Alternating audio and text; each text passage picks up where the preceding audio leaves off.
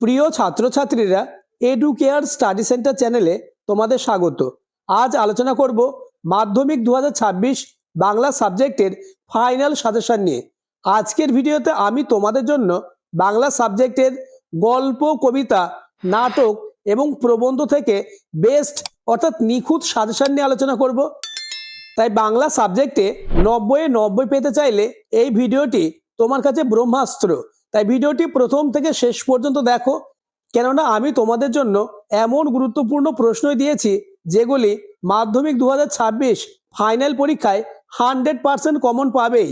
তাই কথা না বাড়িয়ে শুরু করছি আজকের আলোচনা। মাধ্যমিক ফাইনাল সাজেশন 2026, বিষয় বাংলা। তোমাদের প্রথম গল্প আশাপূর্ণা দেবীর লেখা জ্ঞানচক্ষু। এই গল্প থেকে 2025 সালে 3 মার্কের একটি প্রশ্ন চলে এসেছে। তাই 2026 সালে এই গল্প থেকে কোনো 3 মার্কের প্রশ্ন আসবে না। তোমরা জ্ঞানচক্ষু গল্প থেকে 5 মার্কের প্রশ্ন খুব ভালোভাবে রেডি করবে। আমি তোমাদের জন্য এই গল্প থেকে সব থেকে ইম্পর্টেন্স অর্থাৎ বাছাই করা 5 মার্কের প্রশ্ন দিয়েছি। প্রথম প্রশ্ন, কথাটা শুনে তপনের চোখ মার্বেল হয়ে গেল। কোন কথাটা শুনে কেন তপনের চোখ মার্বেল হয়ে গেল? কোশ্চেন নম্বর 2, রত্নের মূল্য জুহুরির কাছে। রত্ন ও জুহুরি বলতে কি বোঝানো হয়েছে? উদ্ধৃত উক্তিটির তাৎপর্য বুঝিয়ে দাও। কোশ্চেন নম্বর 3, পৃথিবীতে এমন অলৌকিক ঘটনাও ঘটে। কোন ঘটনাকে অলৌকিক বলা হয়েছে? একে অলৌকিক বলার কারণ কি? কোশ্চেন নম্বর 4, তপনের মনে হয় আজ যেন তার জীবনের সবচেয়ে দুঃখের দিন। আজ বলতে কোন দিনের কথা বলা হয়েছে? তপনের এমন মনে হওয়ার কারণ কি? কোশ্চেন নম্বর 5, জ্ঞানচক্ষু গল্পে তপনের চরিত্রটি বিশ্লেষণ করো। নেক্সট কোশ্চেন, তপন আর পড়তে পারে না, বোবার মতো বসে থাকে। তপনের এরকম অবস্থার কারণ বর্ণনা করো। তোমাদের দ্বিতীয় গল্প সুবোধ ঘোষের লেখা বহুরূপী। এই গল্প থেকে 2026 সালে যে কোনো একটি 3 অথবা 5-এর প্রশ্ন 100% আসবেই। কেননা 2025 সালে বহুরূপী গল্প থেকে কোনো 3 বা 5-এর প্রশ্ন আসেনি। প্রথম প্রশ্ন, হরিদার জীবনে সত্যি একটা নাটকীয় বৈচিত্র্য আছে। জীবনে নাটকীয় বৈচিত্র্য বলতে কি বোঝো? হরিদার জীবনের নাটকীয় বৈচিত্র্য কি? মোস্ট ইম্পর্টেন্ট এই কোশ্চেনটি।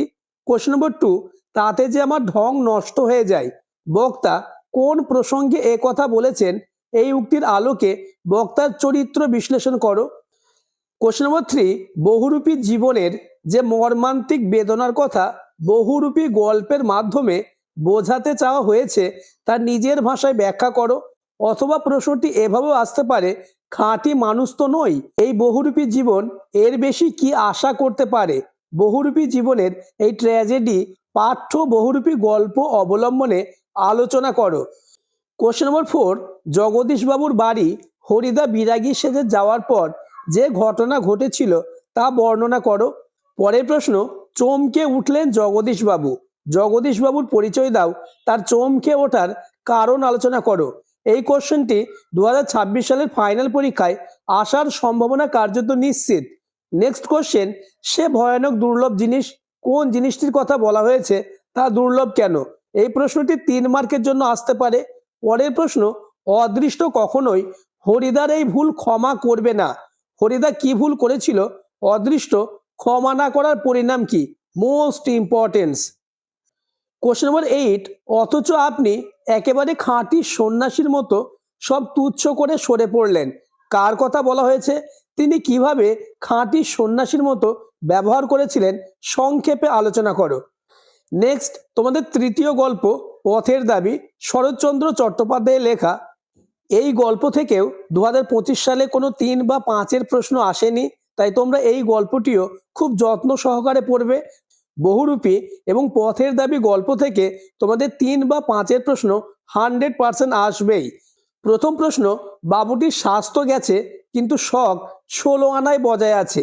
বক্তা কার সম্পর্কে এ কথা বলেছেন? তার স্বাস্থ্য ও শখের পরিচয় দাও। Most importance. কোশ্চেন নম্বর 2, অপূর্ব হঠাৎ চমকিত হইয়া বলিয়া উঠিল। ওই যে প্রসঙ্গ কি? চমকিত হয়ে উদ্দৃষ্ট ব্যক্তির সঙ্গে যে কথাবার্তা হয়েছিল তা আলোচনা করো। তৃতীয় কোশ্চেন, কিন্তু এই জানোয়ারটাকে ওয়াশ করবার দরকার নেই বড়বাবু। জানোয়ারটা বলতে কাকে ইঙ্গিত করা হয়েছে? তাকে ওয়াশ করার দরকার নেই কেন? কোশ্চেন নম্বর 4, গিরিশ মহাপাত্রের চেহারা ও পোশাক আশাকের বিস্তারিত বিবরণ দাও। কোশ্চেন নম্বর 5, বাবা একদিন এর চাকরি করে দিয়েছিলেন বক্তাকে। তার বাবা কাকে কি চাকরি করে দিয়েছিলেন? নেক্সট, তার লাঞ্ছনা এই কালো চামড়ার নিচে কম জ্বলে না বক্তাকে তার কোন লাঞ্ছনার কথা বলা হয়েছে? কোশ্চেন নম্বর 7, কিন্তু বুনো হাঁস ধরাই যে এদের কাজ বক্তাকে তার এই বক্তব্যের কারণ বিশ্লেষণ করো। নেক্সট কোশ্চেন, বাস্তবিক এমন তৎপর এত বড় কার্যকুশলা মেয়ে আর যে কেউ আছে মনে হয় না। এ তলোয়ারকার মেয়েটিকে তাকে কার্যকুশলা বলার কারণ কি? এই প্রশ্নটিও খুবই গুরুত্বপূর্ণ। কোশ্চেন নম্বর 9, ইহা যে কত বড় ভ্রম তাহা কয়েকটা স্টেশন পরে এসে অনুভব করলো। কোন জিনিসকে ভ্রম বলা হয়েছে? সে কিভাবে ভ্রমকে উপভোগ করলো? এই প্রশ্নটিও মোস্ট ইম্পর্টেন্স। পরবর্তী প্রশ্ন আলোচনার আগে চ্যানেলে নতুন হয়ে থাকলে চ্যানেলটিকে সাবস্ক্রাইব করে দাও এবং ভিডিওটি তোমার বন্ধুদের মধ্যে শেয়ার করে দাও। নেক্সট গল্প অদল বদল। এই গল্প থেকে 2025 সালে একটি 3 এবং একটি 5-এর প্রশ্ন চলে এসেছে। তাই অদল বদল গল্প থেকে 2026 সালে কোনো প্রশ্ন আসার সম্ভাবনা কার্যত নেই। তবু আমি কয়েকটি প্রশ্ন দিয়েছি, এই প্রশ্নগুলি তোমরা দেখে যাবে।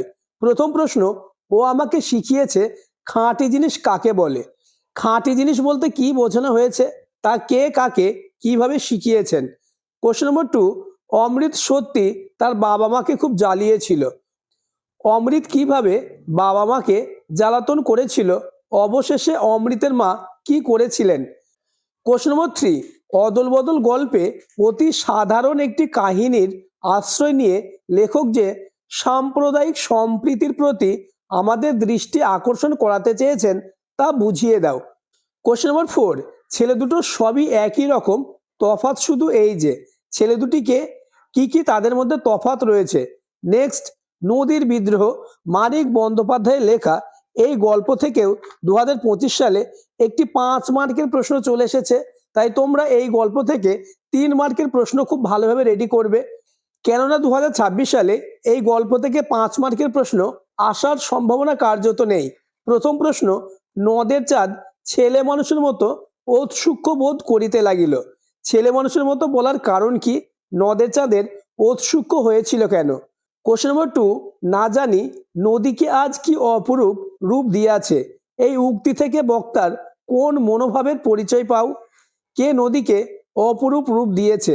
পরের প্রশ্ন, 30 বছর বয়সে নদীর জন্য নদের চাঁদের এত বেশি মায়া একটু অস্বাভাবিক। এত বেশি মায়া বলার কারণ কি? সেই মায়াকে অস্বাভাবিক বলা হয়েছে কেন? নেক্সট, নিজের এই পাগলামিতে যেন আনন্দ উপভোগ করে নদের চাঁদের মনের এই আনন্দের স্বরূপ পরিস্ফুট করো। কোশ্চেন নম্বর 5, ব্রিজের কাছাকাছি আসিয়া প্রথমবার নদীর দিকে দৃষ্টিপাত করিয়া নদের চাঁদ স্তম্ভিত হয়ে গেল। কোন ব্রিজের কথা বলা হয়েছে? সেখানে এসে নদের চাঁদ কি দেখে স্তম্ভিত হয়ে গেল? কোশ্চেন নম্বর 6, তার 4 বছরের চেনা এই নদীর মূর্তিকে তার যেন আরো বেশি ভয়ঙ্কর, আরো বেশি অপরিচিত মনে হলো। 4 বছরের চেনা বলার কারণ কি?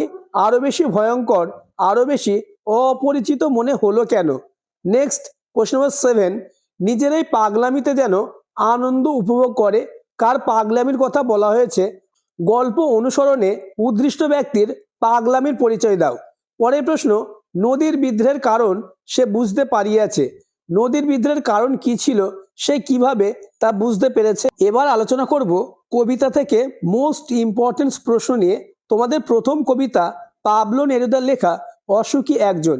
এই কবিতা থেকে 2025 সালে কোনো 3 বা 5-এর প্রশ্ন হয়নি। তাই কবিতাটি খুব যত্ন সহকারে তোমরা রিডিং পড়ো এবং আমি যে প্রশ্নগুলি দিয়েছি এই প্রশ্নগুলি মুখস্থ করলেই 100% কমন পাবে। প্রথম প্রশ্ন, আমি তাকে ছেড়ে দিলাম। কবি কাকে ছেড়ে দিলেন? তাকে তিনি কিভাবে রেখে এসেছিলেন? কোশ্চেন নম্বর 2, সব চূর্ণ হয়ে গেল, জ্বলে গেল আগুনে। কোন কোন জিনিসের কথা বলা হয়েছে? এই পরিণতির কারণ কি? এই প্রশ্নটি 2026 সালে তোমাদের ফাইনাল পরীক্ষায় আসার সম্ভাবনা কার্যত নিশ্চিত। কোশ্চেন নম্বর 3, যুদ্ধকে রক্তের এক আগ্নেয় পাহাড় বলা হয়েছে কেন? কোশ্চেন নম্বর 4, শান্ত হলুদ দেবতাদের শান্ত হলুদ বলা হয়েছে কেন? তাদের কি পরিণত হয়েছিল?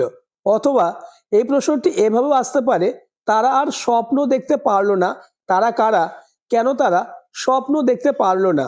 কোশ্চেন নম্বর 5, মোস্ট ইম্পর্টেন্স, সেখানে ছড়িয়ে রইল কাঠকয়লা বলতে কবি প্রশ্নোদ্ধৃত অংশে কি বুঝিয়েছেন? পরের প্রশ্ন, আর সেই মেয়েটি আমার অপেক্ষায়, অপেক্ষামান এই নারীর মধ্য দিয়ে কবি মানবীয় ভালোবাসার যে অনির্বাণ রূপটিকে ফুটিয়ে তুলেছেন তা পাঠ্য কবিতা অবলম্বনে আলোচনা করো। অথবা প্রশ্নটি এভাবেও আসতে পারে, যুদ্ধের নেতিবাচক ভাবের পাশাপাশি যে মানবিক আবেদন অশোকে একজন কবিতায় প্রকাশিত হয়েছে তা আলোচনা করো। কোশ্চেন নম্বর 7, এই প্রশ্নটিও মোস্ট ইম্পর্টেন্স, তারপর যুদ্ধ এলো, তারপর বলতে কোন সময়ের প্রতি ইঙ্গিত করা হয়েছে? যুদ্ধের পরিণতির কি হয়েছিল? তোমাদের দ্বিতীয় কবিতা শঙ্খ ঘোষের লেখা আয় আরো বেঁধে বেঁধে থাকি, এই কবিতা থেকে 2025 সালে একটি 3 মার্কের প্রশ্ন এসেছে, তাই তোমরা 5 মার্কের প্রশ্ন খুব ভালোভাবে রেডি করো। প্রথম প্রশ্ন, আমাদের পথ নেই কোনো, পথ বলতে কবি কি বুঝিয়েছেন? কবির এমন আশঙ্কার কারণ ব্যাখ্যা করো। পরের প্রশ্ন, আমরাও তবে এইভাবে এই মুহূর্তে মরে যাব নাকি, এই সংখ্যার কারণ কি? কোশ্চেন নম্বর 3, আমাদের ইতিহাস নেই, কে কেন এ কথা বলেছেন? অথবা এমনই ইতিহাস উদ্ধৃত অংশের তাৎপর্য বিশ্লেষণ করো। কোশ্চেন নম্বর 4, আমরা ভিখারি 12 মাস বলতে কবি কি বুঝিয়েছেন? নেক্সট কোশ্চেন নম্বর 5, আয় আরো বেঁধে বেঁধে থাকি কবিতায় যুগ যন্ত্রণার যে নির্মম ইতিহাস বর্ণিত হয়েছে তা নিজের ভাষায় ব্যক্ত করো। নেক্সট কোশ্চেন নম্বর 6, আয় আরো বেঁধে বেঁধে থাকি, বেঁধে বেঁধে থাকা বলতে কবি কি বুঝিয়েছেন এবং কাদের এভাবে থাকতে বলেছেন? কবি বেঁধে বেঁধে থাকার প্রয়োজনীয়তার উপর জোর দিয়েছেন কেন? আমি তোমাদের জন্য প্রত্যেকটি গল্প কবিতা থেকে মাত্র কয়েকটি করে প্রশ্ন দিয়েছি, তাই প্রতিটি প্রশ্ন সমান গুরুত্বপূর্ণ। প্রত্যেকটি প্রশ্ন তোমরা রেডি করো, তোমাদের চূড়ান্ত সফলতা আসবেই। আলোচিত প্রশ্নগুলি তোমার রেডি আছে তো? তা আমাকে কমেন্টে জানাবে। তাছাড়া পরবর্তী ভিডিওতে কোন সাবজেক্টের এইরূপ সাজেশন নিয়ে আলোচনা করলে তোমাদের সুবিধা হবে তা আমাকে কমেন্টে জানাবে। তোমাদের পরবর্তী কবিতা আফ্রিকা, এই কবিতা থেকে 2025-এ একটি 5 মার্কের প্রশ্ন এসেছে, তাই তোমরা এই কবিতা থেকে 3 মার্কের প্রশ্ন খুব মনোযোগ সহকারে প্র্যাকটিস করবে। প্রথম প্রশ্ন, হাই ছায়াবৃতা, ছায়াবৃতাকে, তাকে ছায়াবৃতা বলার কারণ কি? নেক্সট, চিরচিহ্ন দিয়ে গেল তোমার অপমানিত ইতিহাসে তাৎপর্য ব্যাখ্যা করো। পরের প্রশ্ন, সেই হোক সভ্যতার শেষ পূর্ণবাণী, সভ্যতার শেষ পূর্ণবাণীটি কি, বিষয়টি ব্যাখ্যা করে লেখো। নেক্সট, এলো ওরা লোহার হাত করে নিয়ে, ওরা কারা, পংক্তিটির তাৎপর্য বিশ্লেষণ করো। পরবর্তী কবিতা মাইকেল মধুসূদন দত্তের লেখা অভিষেক, এই কবিতা থেকে 2025-এ একটি 5 এবং একটি 3-এর প্রশ্ন চলে এসেছে, তাই অভিষেক কবিতা থেকে 2026 সালে কোনো 3 বা 5-এর প্রশ্ন কার্যত হবে না। তবু আমি কয়েকটি প্রশ্ন দিয়েছি, প্রশ্নগুলি তোমরা দেখে নাও। জিজ্ঞাসিলা মহাবাহু বিস্ময় মানিয়া, মহাবাহুকে প্রসঙ্গ উল্লেখ করে তার বিস্ময়ের কারণ উল্লেখ করো। পরের প্রশ্ন, নমিপুত্র পিতার চরণে করজোরে কহিলা, পিতা ও পুত্রের পরিচয় দাও, পাঠ্যাংশ অবলম্বনে পিতা ও পুত্রের কথোপকথন নিজের ভাষায় লেখো। কোশ্চেন নম্বর 3, পাঠ্য কবিতা অবলম্বনে ইন্দ্রজিতের চরিত্র আলোচনা করো। অথবা অভিষেক করিলা কুমারে, পাঠ্য কবিতা অবলম্বনে কুমারের চরিত্রটি বিশ্লেষণ করো। কোশ্চেন নম্বর 4, ঘুচাবো এ অপবাদ বোধি রিপুকুলে, এ অপবাদ বলতে বক্তা কোন অপবাদের কথা বলেছেন? এই অপবাদ ঘোচাতে বক্তা কি করেছিলেন? পরবর্তী প্রশ্ন, তবে কেন তুমি গুণনিধি তেজ কিঙ্কিরে আজি, কিঙ্করিরি কে, তার চরিত্রের বৈশিষ্ট্য আলোচনা করো। পরবর্তী কবিতা কাজী নজরুল ইসলামের প্রলয় উল্লাস, এই কবিতা থেকে 2025-এ কোনো প্রশ্ন আসেনি, তাই কবিতাটি তোমরা খুব মনোযোগ সহকারে পড়ে এই প্রশ্নগুলি ভালোভাবে প্র্যাকটিস করে নাও। প্রথম প্রশ্ন, তোরা সব জয়ধ্বনি কর, তোরা কারা, তাদের জয়ধ্বনি করতে বলা হচ্ছে কেন? দ্বিতীয় প্রশ্ন, বজ্রশিখার মশাল জেলে আসছে ভয়ঙ্কর, ভয়ঙ্কর বলতে কবি কি বোঝাতে চেয়েছেন? তার আশার তাৎপর্য ব্যাখ্যা করো। কোশ্চেন নম্বর 3, দিগম্বরে জটায় হাসে শিশু চাঁদের কর, এই দুই চিত্রকল্পের মেল বন্ধনের স্বরূপ বুঝিয়ে দাও। কোশ্চেন নম্বর 4, ভেঙে আবার গড়তে জানে সে চিরসুন্দর, সে কে, ভেঙে আবার গড়ার বিষয়টি বুঝিয়ে দাও। কোশ্চেন নম্বর 5, অট্টরোলের হট্টগোলে স্তব্ধ চরাচর, চরাচর স্তব্ধের অর্থ কি, চরাচর স্তব্ধ কেন তা আলোচনা করো। পরবর্তী প্রশ্ন, ওই নতুনের কেতন ওড়ে কাল বৈশাখীর ঝড়, প্রলয় উল্লাস কবিতার বিষয়বস্তুর পরিপ্রেক্ষিতে মন্তব্যটির তাৎপর্য আলোচনা করো। নেক্সট কোশ্চেন নম্বর 7, ধ্বংস দেখে ভয় কেন তোর, প্রলয় নতুন সৃজন বেদন, কোন ধ্বংসের কথা বলা হয়েছে, প্রলয়কে নতুন সৃজন বেদন বলার তাৎপর্য কি। পরবর্তী কবিতা জয় গোস্বামী লেখা অস্ত্রের বিরুদ্ধে গান, এই কবিতা থেকেও 2025-এ কোনো প্রশ্ন আসেনি, তাই তোমাদের 2026 সালের জন্য এই কবিতাটিও মোস্ট ইম্পর্টেন্স। প্রথম প্রশ্ন, অস্ত্র ফেলো অস্ত্র রাখো পায়ে বলতে কবি কি বুঝিয়েছেন, অথবা অস্ত্র ফেলো কবি অস্ত্র ফেলার কথা বলেছেন কেন। কোশ্চেন নম্বর 2, গানের বর্ম আজ পড়েছি গায়ে, গানের বর্ম পরিধান করে কবি কোন কাজ করতে পারেন। তৃতীয় কোশ্চেন, মাথায় কত শকুন বা চিল, শকুন বা চিল শব্দটি কবিতায় কি অর্থে ব্যবহৃত হয়েছে। পরবর্তী প্রশ্ন, তোমায় নিয়ে বেড়াবে গান, গান তোমায় নিয়ে কোথায় বেড়াবে।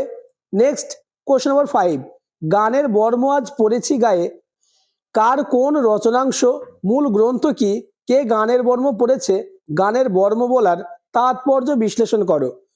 নেক্সট, রক্ত মুছি শুধু গানের গায়ে, রক্তপাত হওয়ার কারণ কি, গানের গায়ে রক্ত মোছার তাৎপর্য ব্যাখ্যা করো। কোশ্চেন নম্বর 7, আমার শুধু একটা কোকিল গান বাঁধবে সহস্র উপায়ে, কোন প্রসঙ্গে এমন মন্তব্য, মন্তব্যটির যথার্থতা বোঝাও। পরের প্রশ্ন, গান দাঁড়ালো ঋষি বালক মাথায় গোজা ময়ূর পালক, কোন কবিতার অংশ প্রসঙ্গ উল্লেখ করে বক্তব্যটির তাৎপর্য বুঝিয়ে লেখো। তোমাদের শেষ কবিতা সৈয়দ আলাওলের লেখা সিন্ধু তীরে, এই কবিতা থেকেও 2025 সালে কোনো 3 বা 5-এর প্রশ্ন আসেনি, তাই এই কবিতাটিও খুবই গুরুত্বপূর্ণ। সিন্ধু তীরে কবিতার মোস্ট ইম্পর্টেন্ট প্রশ্ন আলোচনার আগে আবার বলবো, চ্যানেলে নতুন হয়ে থাকলে চ্যানেলটিকে সাবস্ক্রাইব করে দেবে এবং ভিডিওটি তোমার বন্ধুদের মধ্যে প্রচুর পরিমাণে শেয়ার করে দাও, কেননা আমি তোমাদের জন্য সব থেকে নিখুঁত অর্থাৎ সায়েন্টিফিক সাজেশন নিয়ে আলোচনা করলাম। আলোচিত প্রত্যেকটি প্রশ্ন তোমরা মনোযোগ সহকারে প্র্যাকটিস করো, এই প্রশ্নগুলি থেকেই তোমরা 100% কমন পাবেই। প্রথম প্রশ্ন, কন্যারে ফেলিল যথা, কন্যার পরিচয় দাও, তাকে যেখানে ফেলা হয়েছিল সেই স্থানটি কিরূপ ছিল। কোশ্চেন নম্বর 2, তথা কন্যা থাকে সর্বক্ষণ, কোন কন্যার কথা বলা হয়েছে, কন্যা কোথায় এবং কেন সর্বক্ষণ থাকে। কোশ্চেন নম্বর 3, পঞ্চকন্যা পাইল চেতন, পঞ্চকন্যা কাদের বলা হয়েছে, পঞ্চকন্যা কিভাবে চেতন ফিরে পেয়েছিল। চতুর্থ কোশ্চেন, দেখিয়া রূপের কলা বিস্মৃত হইল বালা, অনুমান করে নিশ্চিতে বালা শব্দের অর্থ কি, তার বিস্মিত হওয়ার কারণ কি, তাকে দেখে বক্তার কি মনে হয়েছিল। আজকের ভিডিও এই পর্যন্ত। পরবর্তী ভিডিওতে তোমাদের বাংলা সাবজেক্টের প্রবন্ধ, নাটক ও কোনি থেকে সব থেকে নিখুঁত সাজেশন নিয়ে আলোচনা করব, তাই চ্যানেলটিকে সাবস্ক্রাইব করে দেবে এবং পাশের বেল আইকনটি প্রেস করে নোটিফিকেশন অল করে দেবে। তাছাড়া ভিডিওটি তোমার বন্ধুদের মধ্যে শেয়ার করে দেবে।